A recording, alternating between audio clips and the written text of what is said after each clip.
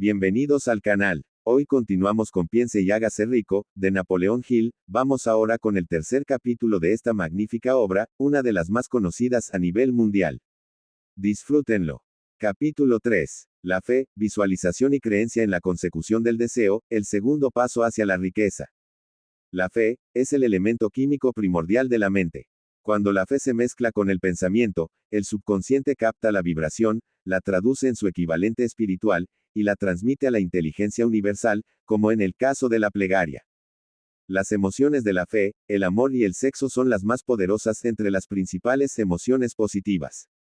Cuando se mezclan las tres, tienen el efecto de colorear el pensamiento, de tal manera que éste alcanza al momento el subconsciente, y allí se transforma en su equivalente espiritual, la única forma que induce una respuesta de la inteligencia infinita. ¿Cómo desarrollar la fe? Tenemos un planteamiento que le ayudará a comprender mejor la importancia que el principio de autosugestión asume en la transmutación del deseo en su equivalente físico o monetario. La fe es un estado mental que se puede inducir o crear con la afirmación o con las repetidas instrucciones al subconsciente a través del principio de autosugestión. Como ejemplo, considere el propósito por el que presumiblemente usted está leyendo este libro. El objetivo es, por supuesto, adquirir la capacidad de transmutar el pensamiento intangible del impulso del deseo en su contrapartida física, el dinero. Al llevar a cabo las instrucciones descritas en los capítulos sobre la autosugestión y el subconsciente, resumidas en el capítulo de la autosugestión, usted puede convencer al subconsciente de que cree que recibirá lo que está pidiendo, y ello actuará en esa creencia, que su subconsciente le devolverá en forma de fe, acompañada de planes precisos para procurar eso que usted desea. La fe es un estado mental que usted puede incrementar a voluntad, una vez que haya dominado los 13 principios, porque se trata de un estado mental que crece voluntariamente, a través de la aplicación de esos principios. La repetición de la afirmación de órdenes a su subconsciente, es el único método conocido del crecimiento voluntario de la emoción de la fe. Quizás, el concepto le quede más claro con la siguiente explicación de la forma en que, los hombres, a veces, se convierten en criminales. Para decirlo con las palabras de un famoso criminólogo, cuando los hombres entran por primera vez en contacto con el crimen, este les repugna. Si siguen en contacto con él durante algún tiempo, se acostumbran, y lo toleran. Y si permanecen en contacto con el crimen durante el tiempo suficiente, acaban por aceptarlo y se dejan influir por él. Es el equivalente de decir que cualquier impulso de pensamiento que sea repetidamente encauzado hacia el subconsciente, resulta aceptado, e influye en el subconsciente, que procede a traducir ese impulso en su equivalente físico por el procedimiento más práctico que haya disponible. En relación con esto, vuelva a considerar la proposición de que todos los pensamientos que han sido emocionalizados, cargados emocionalmente, y mezclados con la fe empiezan inmediatamente a traducirse en su equivalente física o en su contrapartida. Las emociones, o la porción sentimental de los pensamientos, son los factores que dan vitalidad y acción a estos. Mezcladas con cualquier impulso de pensamiento, las emociones de la fe, el amor y el sexo le añaden más energía de la que tendría por sí sola. No solo los impulsos de pensamiento que se hayan mezclado con la fe, sino los que se mezclan con cualquiera de las emociones positivas, o de las negativas, pueden alcanzar el subconsciente, e influir en él. Nadie está condenado a la mala suerte.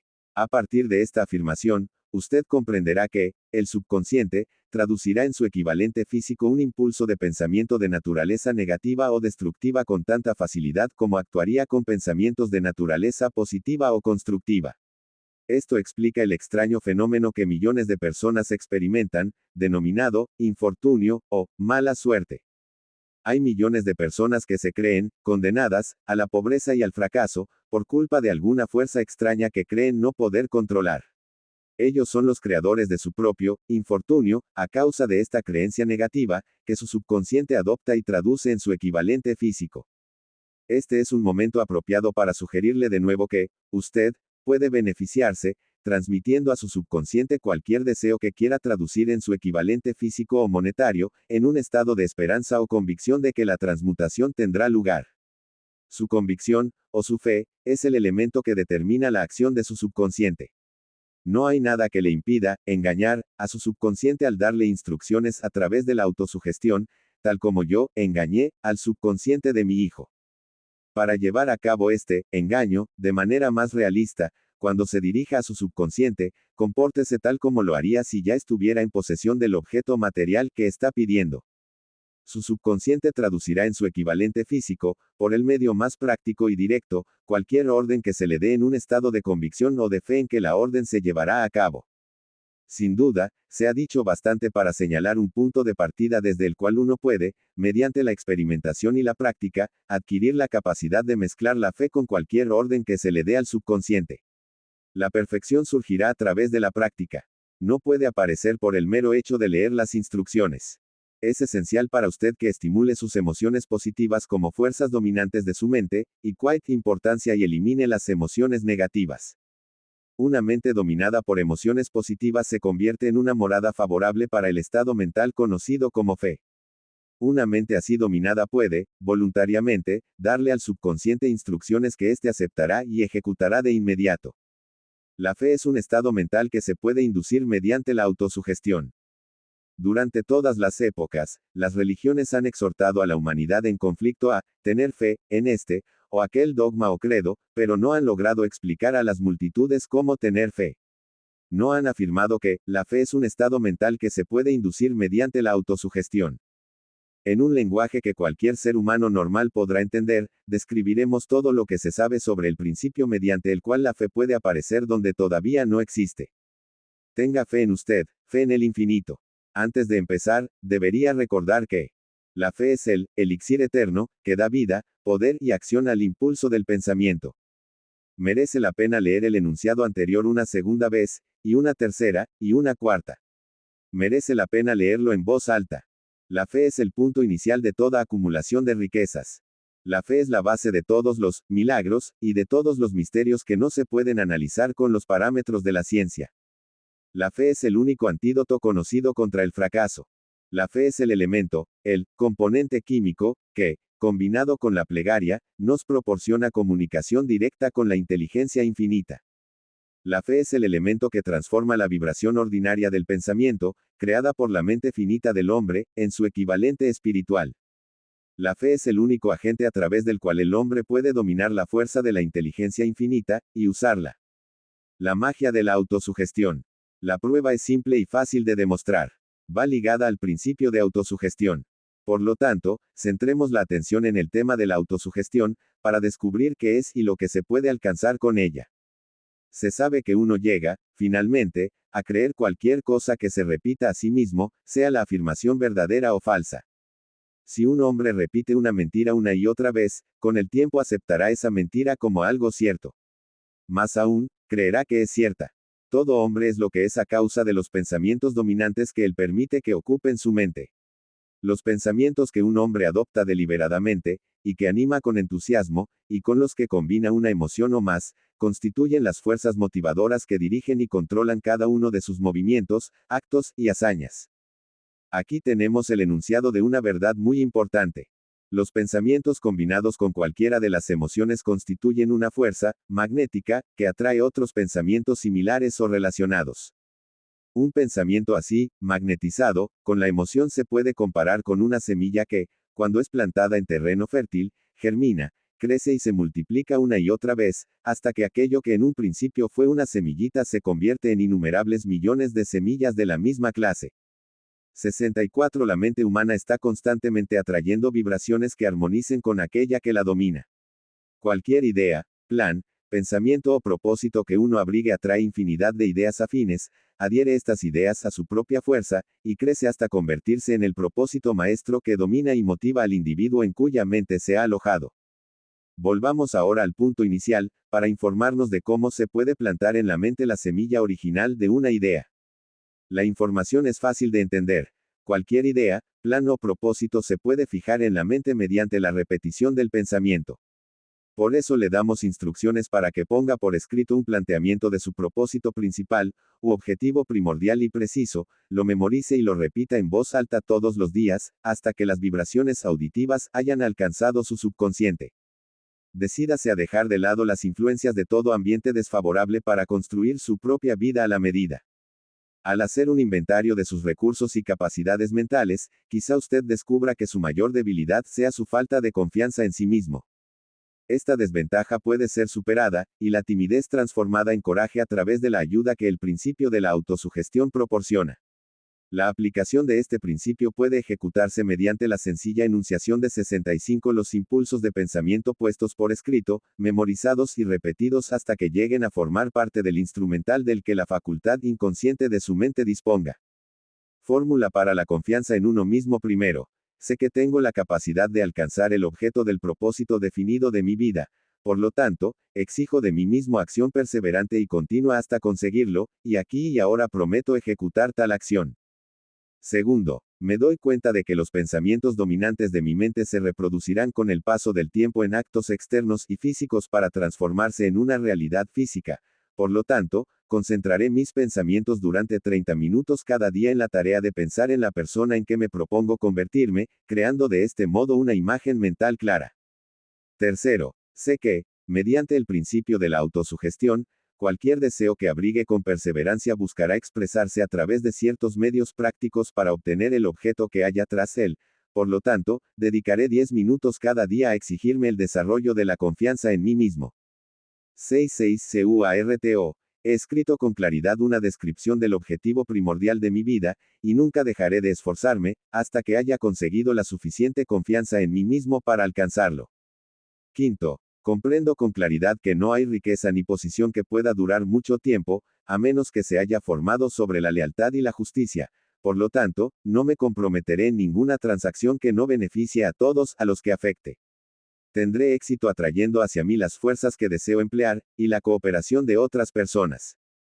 Induciré a otros a servirme, por obra de mi disposición de servir a otros.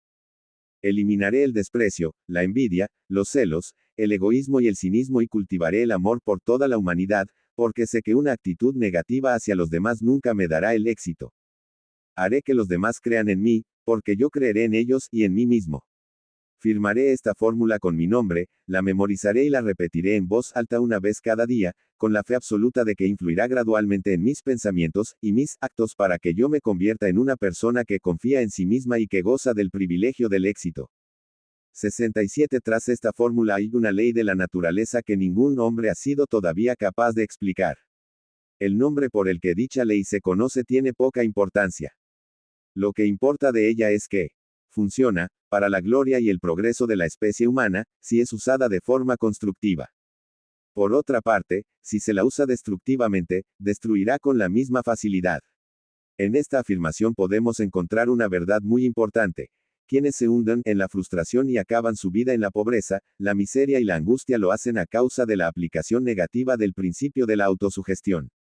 La causa se puede encontrar en el hecho de que todos los impulsos de pensamiento tienen tendencia a vestirse de su equivalente físico. El desastre del pensamiento negativo. El subconsciente no distingue entre impulsos de pensamiento positivos o negativos. Trabaja con el material que le suministramos, a través de nuestros impulsos de pensamiento. El subconsciente traducirá en algo real un pensamiento regido por el miedo con tanta facilidad como transformaría en realidad un pensamiento regido por el coraje, o por la fe. Tal como la electricidad hace girar las ruedas de la industria, y rinde servicios útiles si se la emplea correctamente, o acaba 68 con la vida si se hace mal uso de ella, así, la ley de la autosugestión nos conducirá a la paz y la prosperidad o nos arrastrará hacia el valle de la miseria, el fracaso y la muerte, de acuerdo con el grado de comprensión y aplicación que tengamos de ella.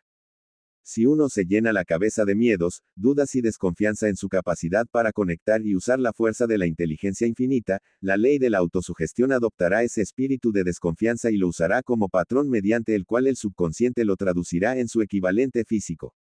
Así como el viento arrastra un barco hacia el este y otra hacia el oeste, usted será elevado o hundido por la ley de la autosugestión de acuerdo con la manera en que usted oriente las velas de su pensamiento.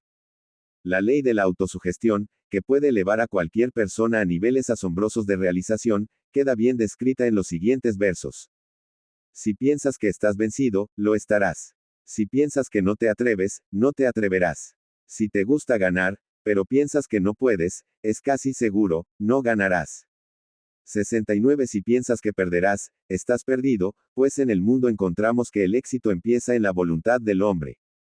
Todo está en el estado mental. Si piensas que eres inferior, lo eres.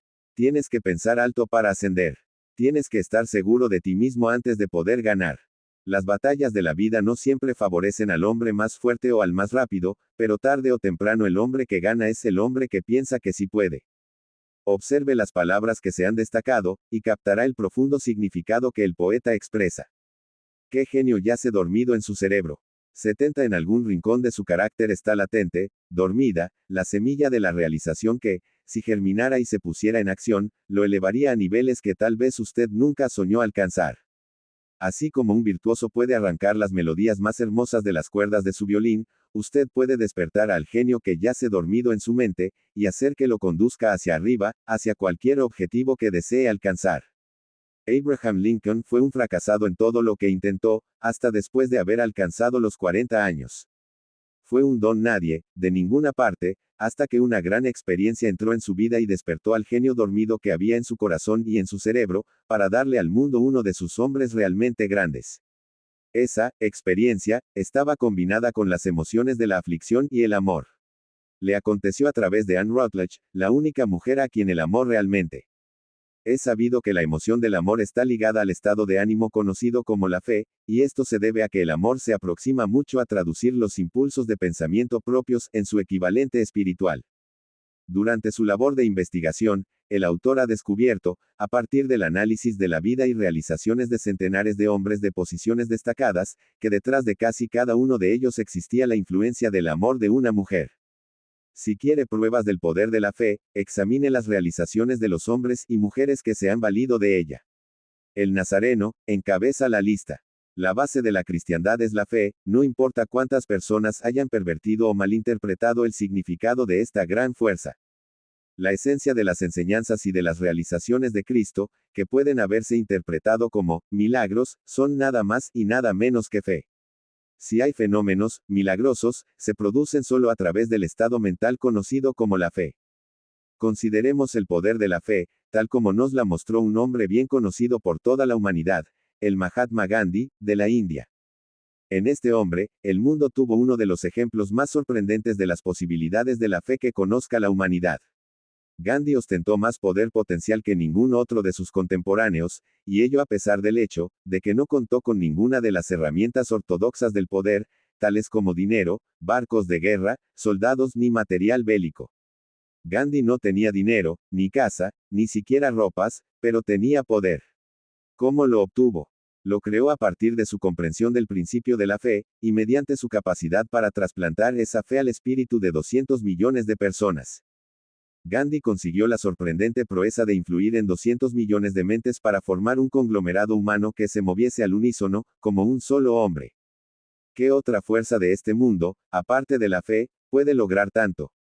¿Cómo una idea construyó una fortuna? Debido a la necesidad de la fe y de la cooperación en el funcionamiento de los negocios y de la industria, será tan interesante como provechoso analizar un suceso que nos proporciona un excelente ejemplo para la comprensión del método por el cual los industriales y los hombres de negocios acumulan grandes fortunas al dar antes de intentar recibir. El suceso elegido para este ejemplo data de comienzos de siglo, cuando se estaba formando la United States Steel Corporation, Corporación del Acero de Estados Unidos. A medida que lea la historia, tenga presente esos hechos fundamentales, y comprenderá cómo las ideas se han convertido en fortunas inmensas. Si usted es de los que se han preguntado a menudo cómo se han acumulado las grandes fortunas, esta historia de la creación de la United States Steel Corporation le resultará esclarecedora.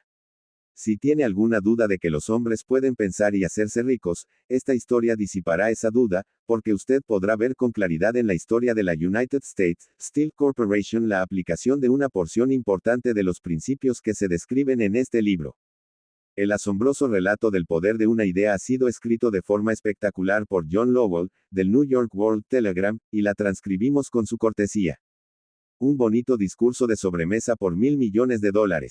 Aquella noche del 12 de diciembre de 1900, en la que unos 80 miembros de la sociedad financiera se reunieron en el salón de banquetes del University Club, en la Quinta Avenida, para hacer los honores a un hombre joven del oeste de Estados Unidos, ni media docena de los invitados supuso que estaban a punto de presenciar el episodio más importante de la historia de la industria estadounidense.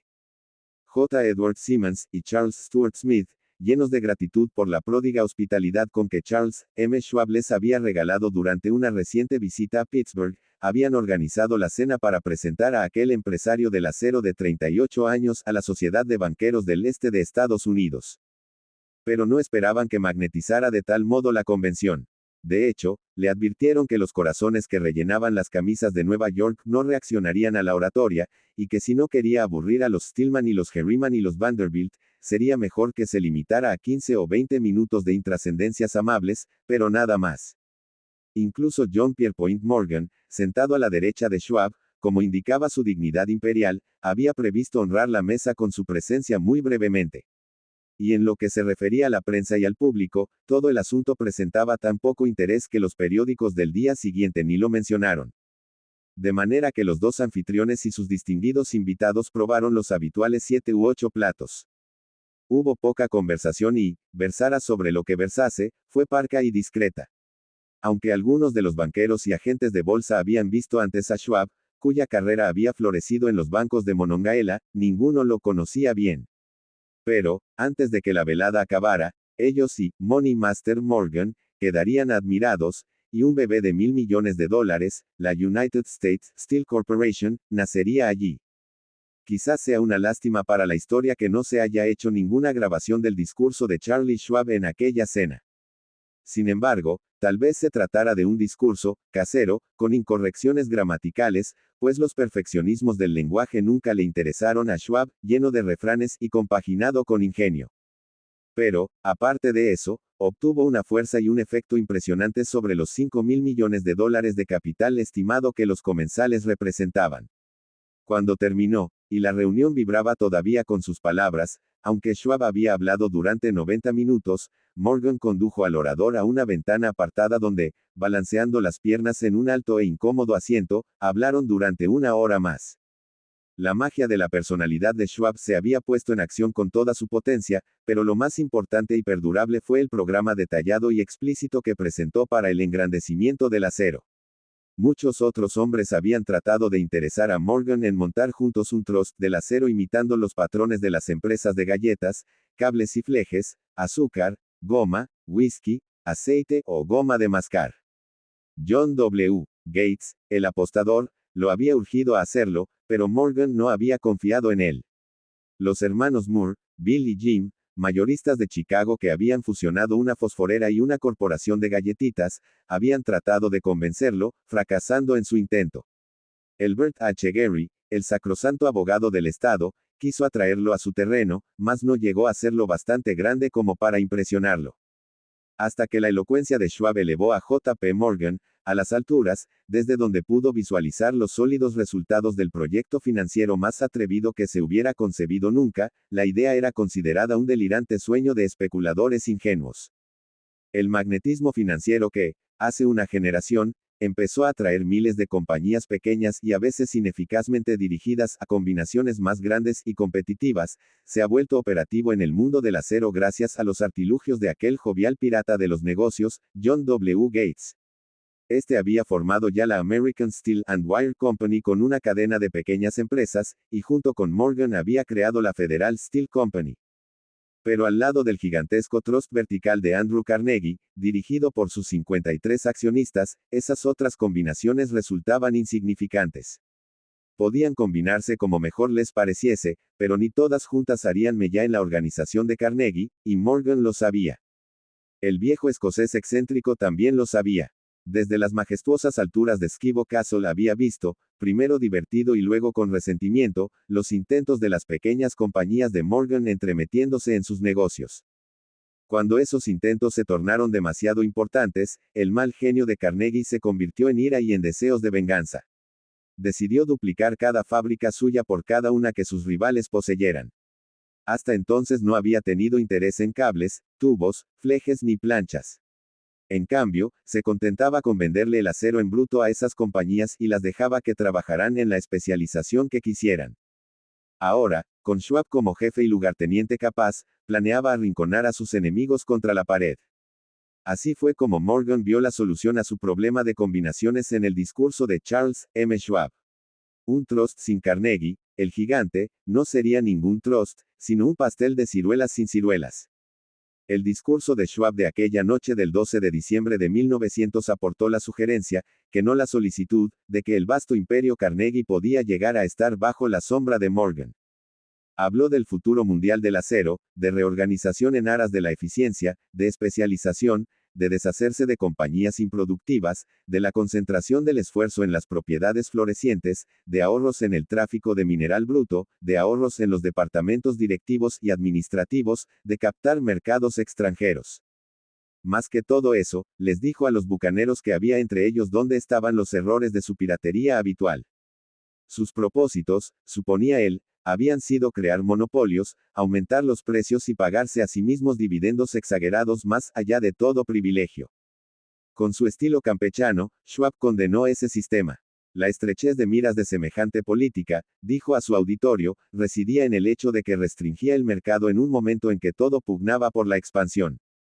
Abaratando el coste del acero, explicó, se crearía un mercado expansivo, se idearían más usos para el acero y se captaría una parte considerable del mundo de la industria. En realidad, aunque él no lo supiese, Schwab era un apóstol de la moderna producción masiva. Así acabó la cena en el University Club.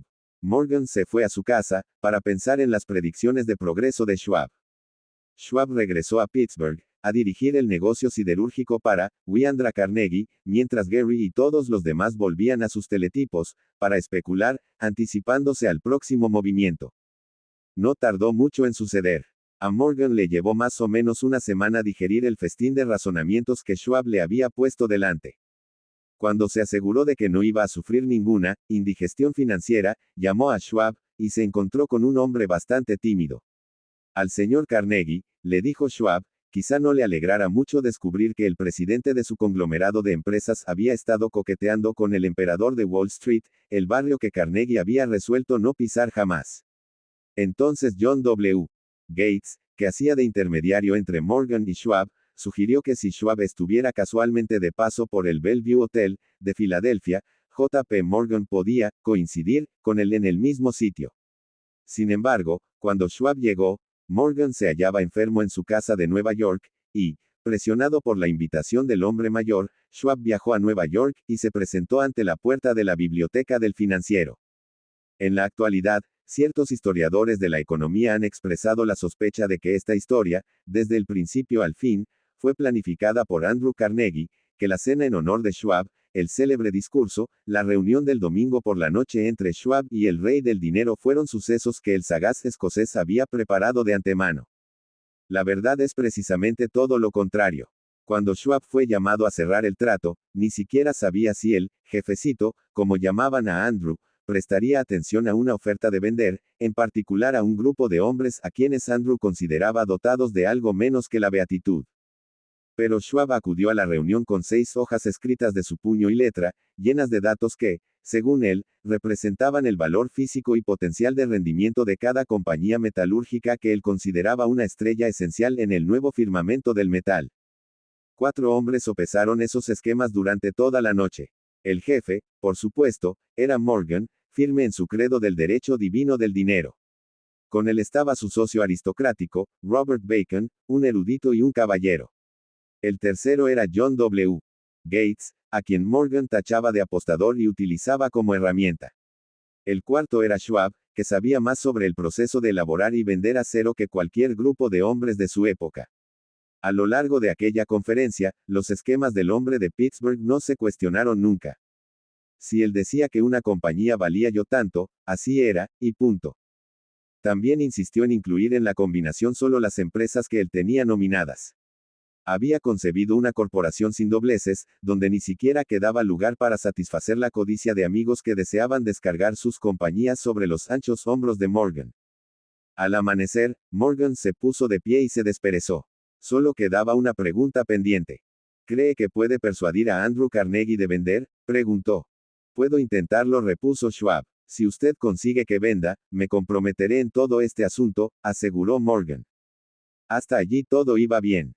Pero vendería Carnegie. ¿Cuánto pediría? Schwab pensaba en unos $320 millones. ¿Cómo se efectuaría el pago? ¿En acciones ordinarias o preferentes? ¿En bonos? ¿En efectivo? Nadie podía reunir $320 millones en efectivo. En enero acudieron a un partido de golf en los helados prados de St. Andrews, en Westchester, Andrew envuelto en jerseys, bien abrigado, y Charlie conversando de trivialidades, para ejercitar el buen humor. Pero no se pronunció ni una palabra sobre negocios hasta que la pareja se sentó en la cálida sala de la cabaña que Carnegie poseía cerca de allí. Entonces, con el mismo poder de convicción con que había hipnotizado a 80 millonarios en el University Club, Schwab dejó caer rutilantes promesas de retiro y comodidad, de los innumerables millones que satisfarían los caprichos sociales del viejo escocés. Carnegie estuvo de acuerdo, escribió algo en un trozo de papel y dijo: muy bien, venderemos por ese precio. La cifra era de unos 400 millones de dólares y surgió a partir de los 320 millones que Schwab había previsto como precio básico, añadiéndole 80 millones para recuperar el valor aumentado sobre el capital previsto durante los últimos 2 años. Más tarde, en la cubierta de un transatlántico, el escocés le decía arrepentido a Morgan: ojalá te hubiera pedido 100 millones más. Si me los hubieras pedido, te los hubiese pagado, le respondió Morgan, aimadamente. Hubo cierto alboroto, por supuesto.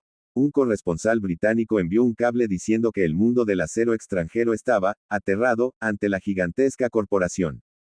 El presidente Hadley, de Yale, declaró que a menos que se regulasen los trusts, el país tendría un emperador en Washington durante los próximos 25 años.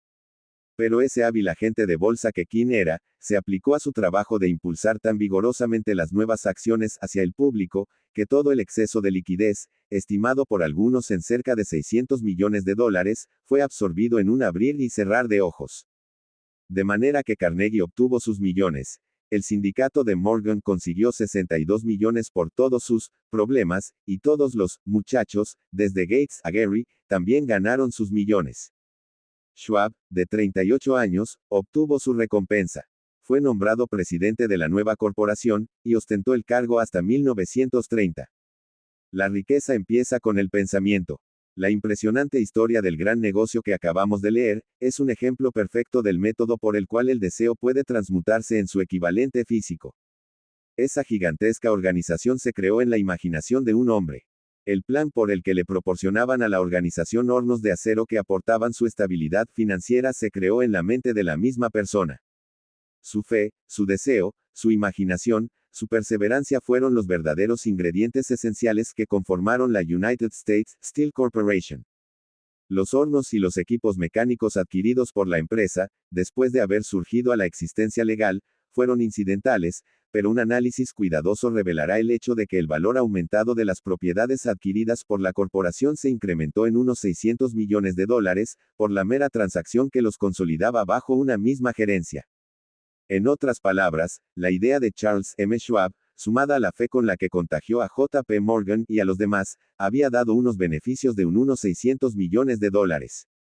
No es una suma insignificante por una sola idea.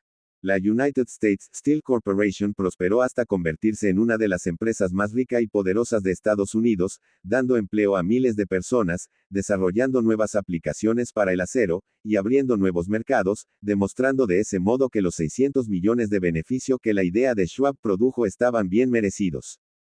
La riqueza empieza en la forma de un pensamiento. La cantidad está limitada solo por la persona en cuya mente esa idea se pone en movimiento. La fe elimina las limitaciones. Recuerde esto cuando esté listo para negociarle a la vida lo que usted desee como precio por haber pasado por ella. Y así llegamos al final de este maravilloso, magnífico y grandioso capítulo donde Napoleón Hill nos enseña cómo manejar nuestra mente a nuestro favor y no en contra, como ciertamente lo hace la mayoría.